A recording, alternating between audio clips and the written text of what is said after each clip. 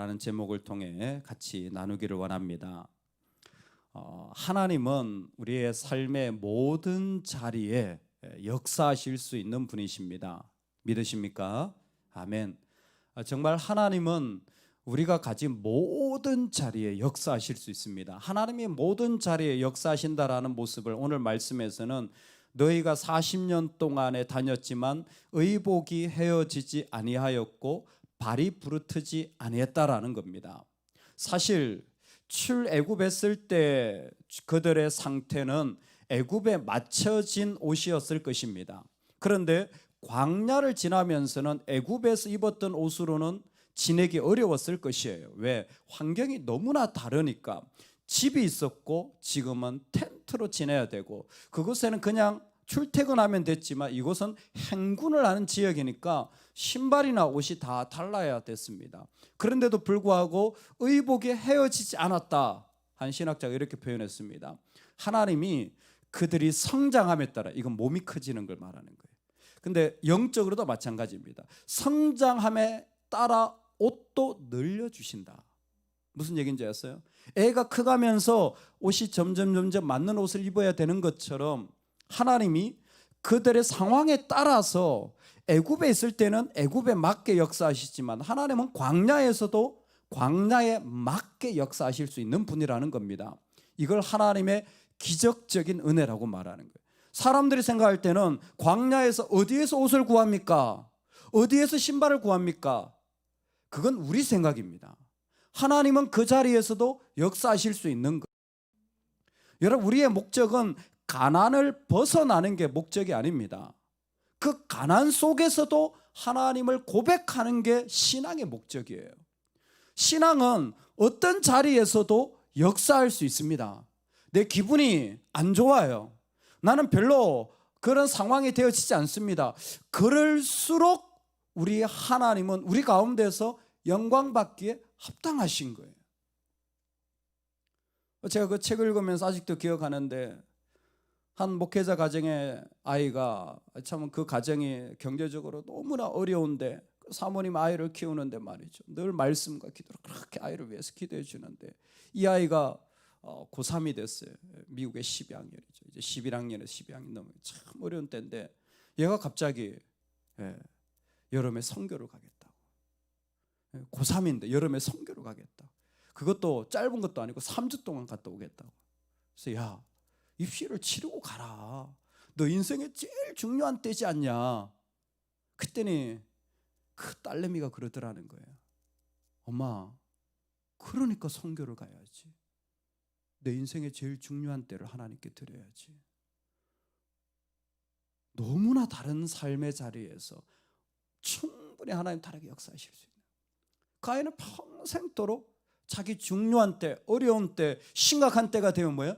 더 하나님께 나가야 되겠구나, 이 때를 하나님께 드려야 되는구나라고 하면서, 뭐 고3 정도가 아니라 인생의 어려운 때가 얼마나 많습니까? 아마 더 믿음으로 살아가지 않습니까? 여러분, 우리가 그렇게 살길 소망합니다. 우리가 이런저런 모양의 때에도 우리 하나님 역사하실 수 있어요. 그런데 정작 급한 때가 되면, 이때는 급한 것 다 내가 해결해 놓고 그리고 하나님 섬겨. 일단은 문제가 있어, 문제 내가 다 해결해 놓고 그리고 주님 따라가야지 그러는데 아닙니다. 그때에도 우리 하나님은 하나님이십니다. 이스라엘 백성에게 그거 훈련하려고 40년 보낸 거예요. 하나님이 어떤 하나님인지를 그들에게 보여주고 싶었던 것입니다. 그래서 하나님이, 내 하나님 여호와께서 이 40년 동안에 내게 광야길을 걷게 하신 것을 기억하라. 이는 너를 낮추시며 너를 시험하사 내 마음이 어떠한지 그 명령을 지키는지 지키지 않는지 알게 하려 하심이라. 땅은 어떻게든 정복하게 될 겁니다.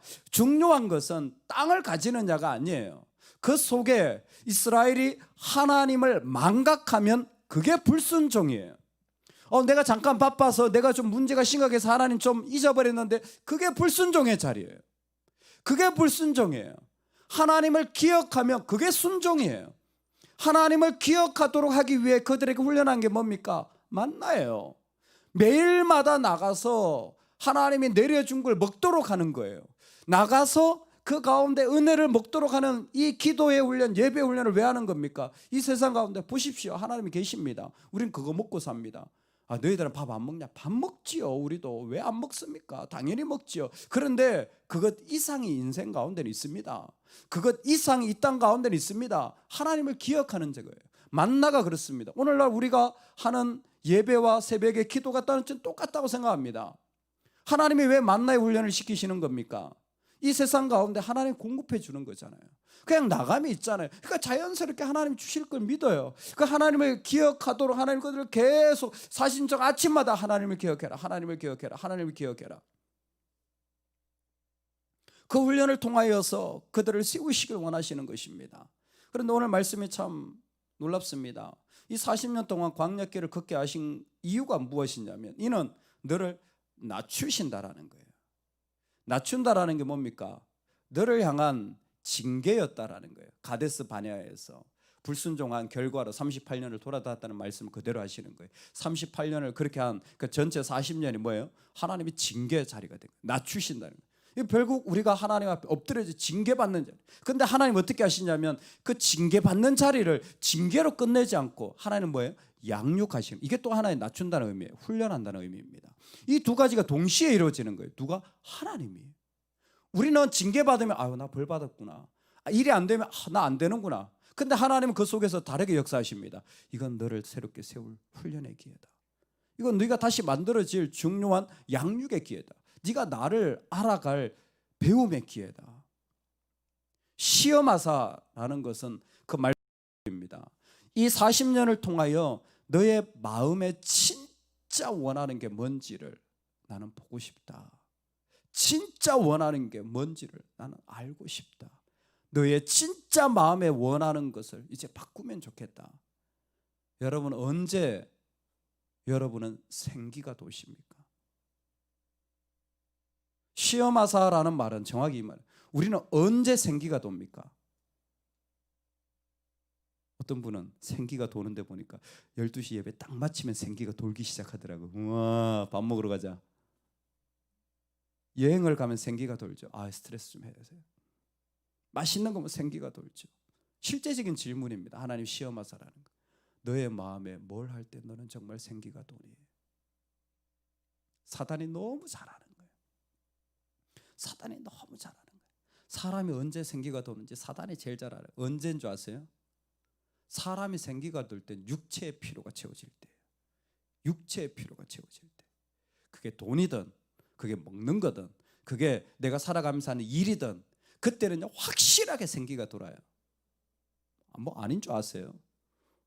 오늘 가서 제가 아침에 100만 원씩 준다 그러면 여러분 기분이 째질 거 아닙니까? 100만 원씩 기분이 딱 생긴다니까요. 생기가 딱 생긴다. 1000만 원 내가 그냥 국가에서 준다 그러면 그 생기가 당연히 생기죠. 1000만 원치 생긴다니까요. 저한테 줘보세요. 저도 기분 좋을 거예요. 우와. 육체적인 것만큼 생기를 돌게 하는 게 없어요. 그래서 사단이 예수님을 시험할 때 바로 이 말씀으로 예수님 물리친 이유가 있습니다. 예수님은 잘 알고 계셨어요. 사람이 언제 생기가 도는지. 왜? 예수님은 이미 하나님과 더불어 40년 동안 이스라엘을 훈련할 때 얘들이 언제 생기가 도는 인간인지 알았어요. 그래서 진짜 마음에 갈망하는 게 뭔지를 40년 동안 훈련하고 싶었던 거예요. 뭐를? 육체의 피로가 아니라 이제는 그 하나님을 순종하는 인생으로 그들을 바꾸고 싶었던 거예요. 메슬로라는 사람이 인간의 욕구 5단계를 했잖아요. 사람은 일단은 먹어야 살고, 먹으면 뭐예요? 입어야 살고, 입으면 뭐예요? 자야 살고, 자면 뭐예요? 사람이 있어야 살고, 사람이 있어. 그 다음에 뭐예요? 자아실현의 욕구가. 욕구 단계가 있다라는 거예요. 근데 스카펙이라는 학자가 그 책에서 이렇게 썼더라고요. 메슬로우가 자아실현을 인간의 최고의 단계, 꿈을 이루는 거죠. 단계로 했지만 안타깝게도 사람은 자기를 실현시킬 능력이 없다. 안타깝게도 사람은 자기를 실현시킬 능력이 없다는 거예요. 왜냐하면 우리는 꽃을 만드는 존재가 아니라 꽃을 가꾸는 존재라. 우리가 어떻게 꽃을 창조해내냐는 거예요. 이미 만들어진 꽃을 심어서 정원을 가꾸는 것이 우리의 삶의 모습이라는 거죠.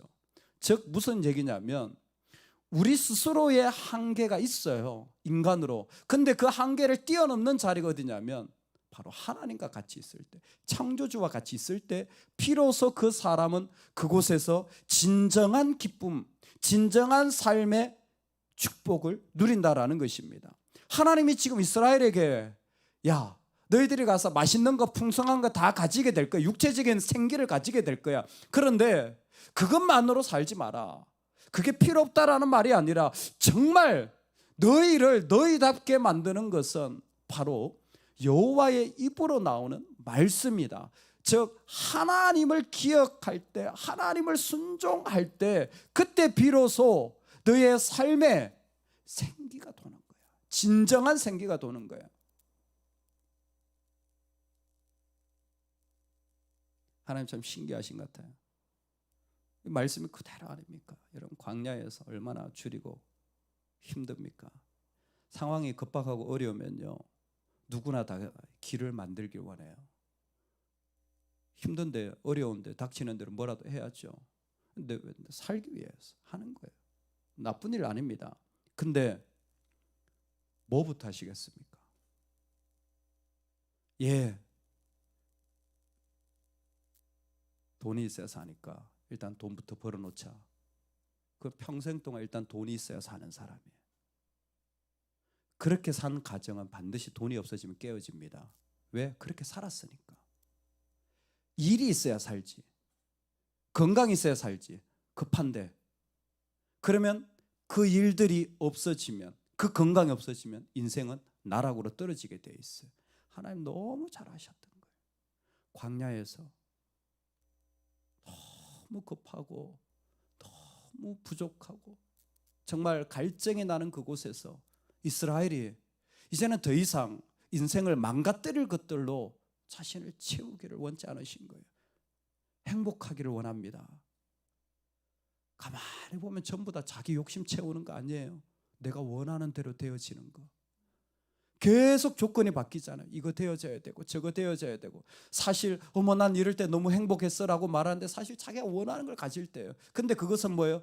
끊임없이 요구되어지고 끊임없이 누군가를 향하여서 또 비난하게 되고 끊임없이 탐욕의 자리를 이끌어가는 거예요. 욕심이 죄를 낳고 죄가 사망을 낳는 길로 가는 것을 하나님은 아셨어요. 그래서 우리에게 돌이키라는 거예요. 그것으로는 끝이 없다. 그것으로는 끝이 없어. 그렇게 하면 반드시 죽어. 어디에? 너를 훈련해서 이제는 그리스도로 말미암아 살아 나는 이 길을 걸어가면 좋겠다.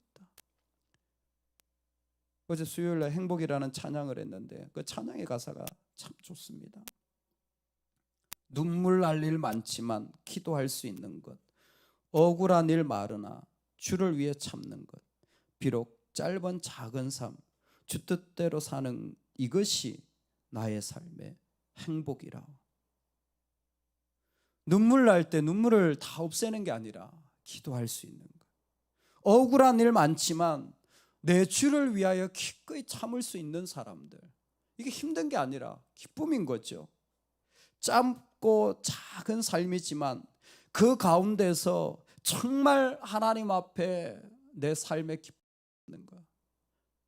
사단이 아무리 광야에서 줄일 때 떡 줄게, 마실 것 줄게. 아니야. 난 그것으로 살 수 없어. 나는 하나님으로 살아야 돼. 야! 내가 너 그렇게 가르쳤냐?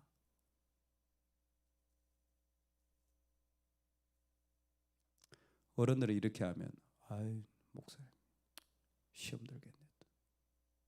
근데 정말 우리 청년들은 순수해요. 목사님 직장 얻는 게 어려운데 주일날 일해야 된대요.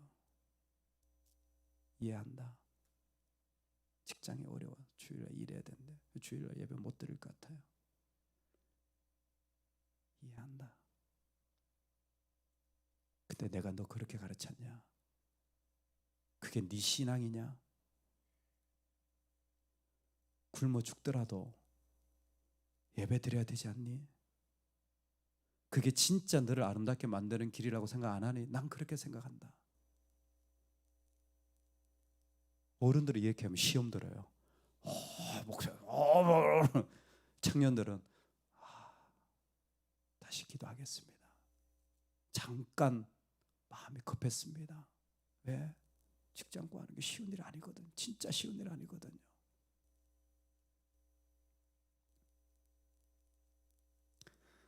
무엇을 위해 사십니까? 라는 질문을 우리 삶에 던진다면 우리는 우리 자신을 훈련해 나갑니다. 나는 하나님으로 삽니다. 왜냐하면 그 하나님 지금도 이 땅에 역사하고 계시기 때문입니다. 아이들아, 주님의 훈계를 거부하지 말고 그의 책망을 싫어하지 말아라. 주님은 당신이 사랑하시는 사람을 꾸짖으시니 마치 귀여워하는 아들을 꾸짖는 아버지와 같으시다. 아멘. 하나님은 지금도 우리 삶에 다스리고 계시다면 우리도 이제는 그 하나님께 우리의 마음을 들여 참여하길 소망합니다. 우리 자녀에게 권면합시다. 네가 바쁠수록 힘들수록 주의 일을 해라. 네가 급할수록 하나님 붙잡아라. 여러분, 우리 영혼을 향해 선포합시다. 내 삶은 떡과 마시는 것에 참여하는 인생이 아니라 이 세상을 다스리는 하나님께 참여하는 하나님의 백성이 되기를 원합니다. 선포하며 살아가는 귀한 날이 되시기를 주의 이름으로 축원합니다. 아멘. 우리 같이 한번 기도하겠습니다.